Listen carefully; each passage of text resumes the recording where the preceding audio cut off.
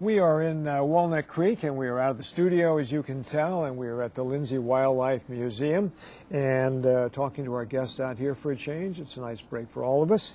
There's an organization called Lifeskills411, and Michael Parker is here. He is the founder and the man who started the whole thing. We're going to find out about his life.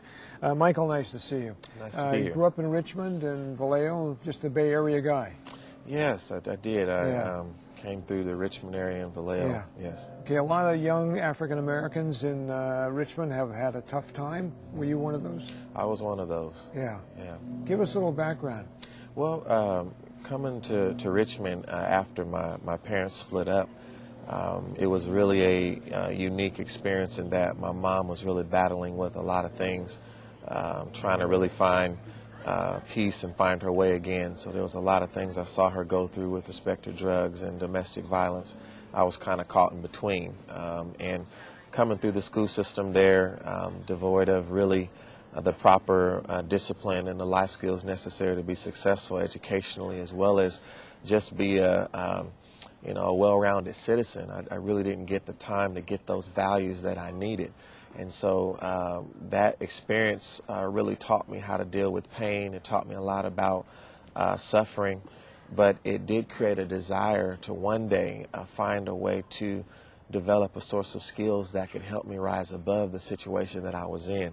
Yeah. And so a very, very unique experience, but I think in all, it made me a better person. Okay, you went from there, you eventually went to work and went to Japan, was that right? Yes, after coming through Richmond, on through Vallejo, graduating high school, I went to college, got my bachelor's degree, and then was hired by Toyota, knew me in Fremont, a joint venture between Toyota and General Motors. Happened to be there at the same time that Akio Toyoda was there, the grandson of the founder, and I was selected to be on a special team. Ended up in Japan, being trained by experts of Toyota, and then began to start training in lean management. And so right in the midst of all that success, I began to think about a promise I had made to myself that one day, if I could ever do better for myself, that one day I would start an organization that could give back to the young people. Okay, that's where Lifeskills411 comes from, is that right? Absolutely. It came through that. I guess it kind of began by starting Stellar Enterprise. Stellar Enterprise is the first company I started in 2001. Yeah. Since then, I started 7 businesses, and after winning a 40 Under 40 award by the East Bay Business Times, I was sitting thinking, and I remembered a website I had blocked back in 1999 called Lifeskills411.org. Yeah. And I said, you know what, it's time to get in there and get back and do something about the condition that the young people are in, and I'm just so happy to have a chance to start doing it. You know what, so many people have had tough times in Richmond. Okay, a lot of places. Let's just use Richmond as an example. You were able to overcome that. What was the difference between you and those who can't? Well, I really think, first of all, opportunities are going to come up at some point in your life, one way or another. I think what was good for me is I took advantage of those opportunities.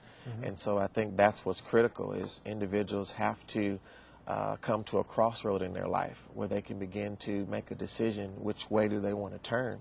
So when opportunity hits you, are you going to ignore it, or are you going to do something about it? And so I really saw that it wasn't that my brain was smaller or I lacked the capacity to think, but I was just devoid of the right life skills that I needed to be successful. And so once I caught on to that when I changed my skills and equipped myself properly, that I could accomplish anything, that was the door to my success. Okay, and this is a DVD that you're talking about where young people can help themselves change their lives. Is that right? Yeah, that's a DVD, Only Believe, a documentary on my life story and in founding Life Skills. Okay. Just a little something to put out there to educate the people. Right. Michael, nice to meet you. And one last thing, can you speak Japanese?